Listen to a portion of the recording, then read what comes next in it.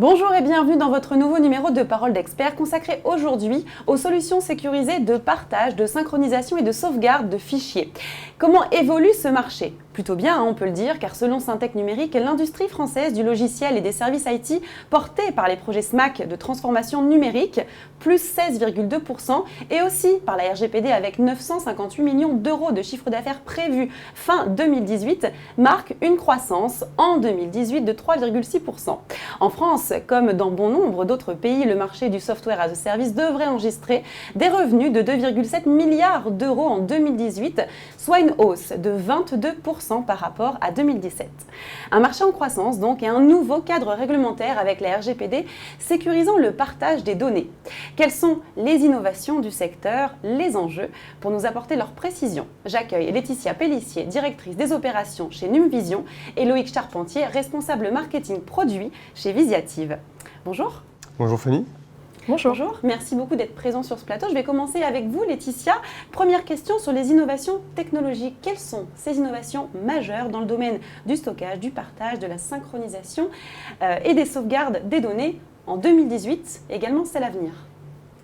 Alors, quand on est éditeur et qu'on parle de technologie d'avenir, on regarde aussi beaucoup tout ce qui est évolution d'usage de chaque individu. Aujourd'hui, on constate par exemple qu'un achat sur 3 sur Internet se fait via une application mobile. Concernant les 50 plus grandes entreprises, sites marchands dans le monde. Donc en tant qu'éditeur, on regarde aussi cette évolution d'usage et donc on a pour objectif de travailler notre application mobile. Par exemple, aujourd'hui, avec votre messagerie sur votre téléphone, il est compliqué de répondre à un mail tout en attachant un fichier à l'intérieur. Donc avoir une solution de stockage et de partage, ça permet de répondre à ce besoin-là. Après, dans l'absolu, répondre à l'aspect collaboratif, ce besoin-là, on va viser plutôt le travail à plusieurs en même temps sur un même fichier dans le cloud. Alors c'est quelque chose qui existe déjà, mais avec différentes contraintes. La première, c'est qu'à 90% les données sont dans le cloud américain. La deuxième, c'est qu'il faut éventuellement se connecter à un réseau de façon un peu fastidieuse. Et la troisième, c'est d'avoir un document qui n'a pas forcément les bonnes options. Donc du coup, fonctionnalité. Donc du coup, nous, notre vision, c'est ça. C'est vraiment être plusieurs à pouvoir travailler directement dans le cloud, bien sûr français. Ok.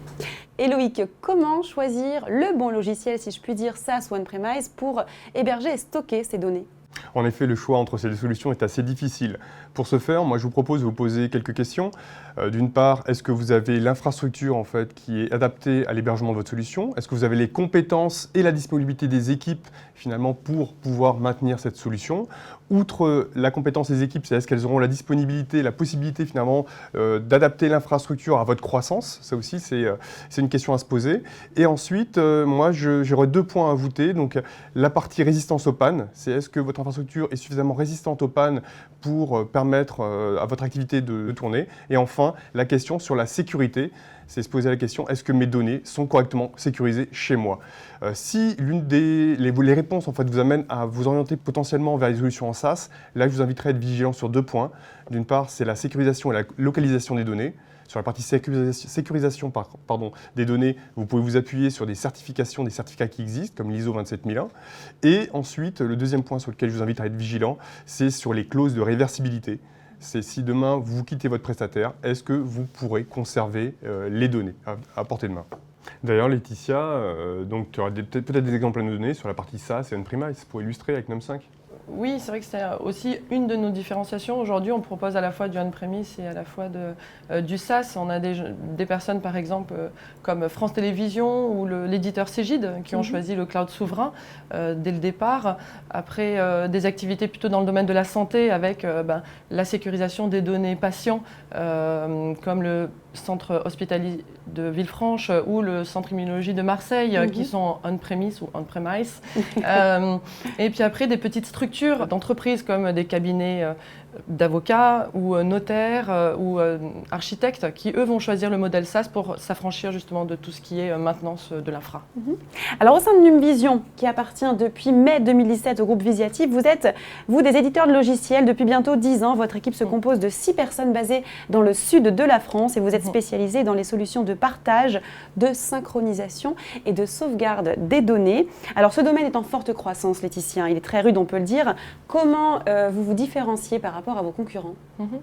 Alors historiquement, nous sommes éditeurs de logiciels dans la sauvegarde de fichiers, post-utilisateur et serveur de fichiers. Et on a fait évoluer notre technologie vers des produits répondant un peu plus à des besoins face au Shadow IT, notamment pour répondre aux attentes des DSI.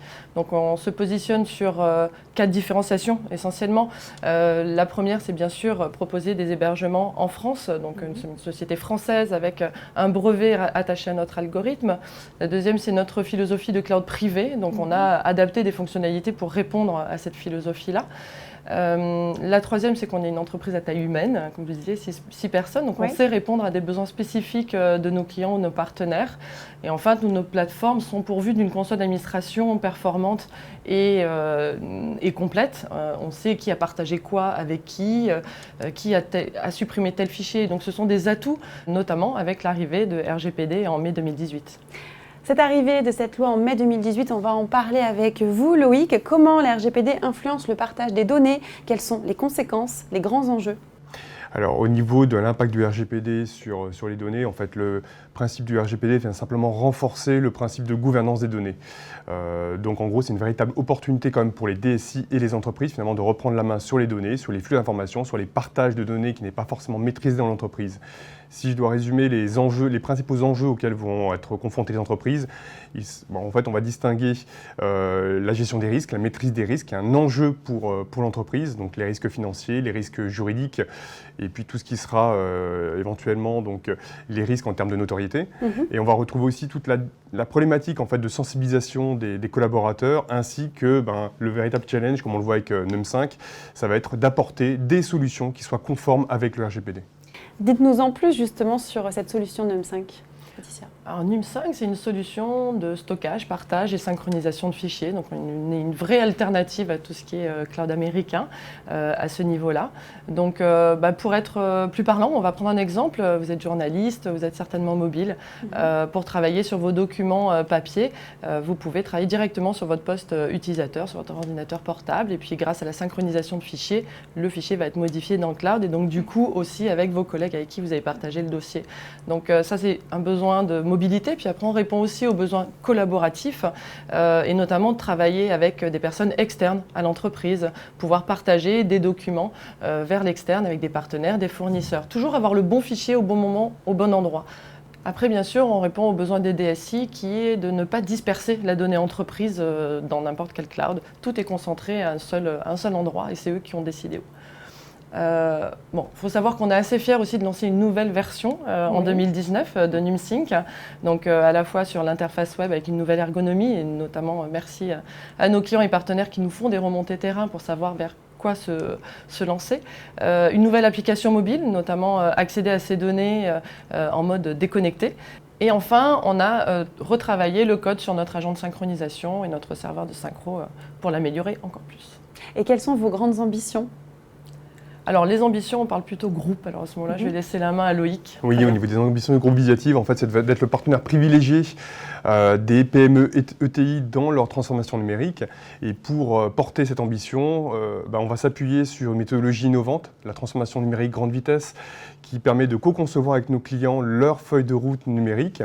On va également s'appuyer sur des applications métiers comme NUM5 en fait, qui permettent de répondre aux besoins métiers de nos clients sur les secteurs sur lesquels nous intervenons et également on va s'appuyer sur nos équipes et nos savoir-faire pour réussir l'accompagnement de nos clients. Merci beaucoup pour votre intervention à tous les deux, merci. Merci à vous. Merci.